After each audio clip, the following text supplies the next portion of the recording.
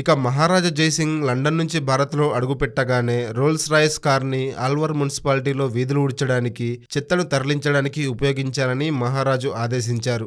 దీంతో ప్రపంచంలోని అత్యంత ధనికులు మాత్రమే కొనుగోలు చేసే కారు కాస్త చెత్త బండిగా మారింది. రోల్స్ రాయ్స్ కార్లతో చెత్త తరలించే విషయం ఆ నోట ఈ నోట బయట ప్రపంచానికి తెలిసింది. అప్పటి వరకు రోల్స్ రాయ్స్ కార్లు అంటే రిచ్ బ్రాండ్ ఉండేది. ఆ కార్లను స్టేటస్ సింబల్ అనుకునేవారు. కానీ అవి కాస్త చిత్తబండిగా మారటంతో ప్రపంచవ్యాప్తంగా ఉన్న ధనవంతులంతా రోల్స్ రాయ్స్ కంపెనీపై ఒత్తిడి తెచ్చారు. ఈ చెత్త బండ్లు మాకు వద్దు అంటూ ఇచ్చిన ఆర్డర్స్ సైతం క్యాన్సిల్ చేసేశారు. అంతేకాదు, ఇక మా కార్లు కొనండి అని రోల్స్ రాయ్స్ ప్రతినిధులు ఎవరినైనా అడిగితే, ఇండియాలో మీ కార్లను చెత్త తరలించేందుకు వాడుతున్నారట కదా, అవి మా కొద్దు అనే వాళ్ళ సంఖ్య పెరగడంతో కార్ల అమ్మకాలతో పాటు బ్రాండ్ మొత్తం పడిపోయింది. ఇక పరిస్థితి అర్థం చేసుకున్న రోల్స్ రాయ్స్ కంపెనీ ప్రతినిధులు గుండెలు బాదుకుంటూ ఇండియాకు వచ్చారు. మహాప్రభు, మీకు లండన్లో జరిగిన అవమానానికి శిరస్సు వంచి క్షమాపణలు అడుగుతున్నాం. దానికి మమ్మల్ని క్షమించండి. మీకు మరో 6 రోల్స్ రాయ్స్ కార్లను పంపిస్తున్నాం.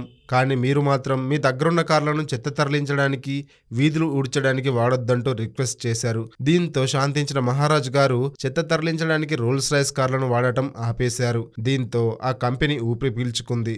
ప్రపంచంలో ఏ దేశంతోనైనా పెట్టుకోవచ్చు, కానీ భారతదేశాన్ని, భారతీయుడిని మాత్రం టచ్ చేయకూడదని అప్పుడు అందరికీ అర్థమైంది. ప్రేమ, పెళ్లి, ఉద్యోగం, ఆరోగ్యం ఏ సమస్యలైనా కేవలం మీ ఫోటో మరియు చెయ్యి చూసి సంక్రాంతి వరకు ఉచితంగా జ్యోతిషం చెప్పబడును. ఈ కింది నెంబర్ను సంప్రదించండి.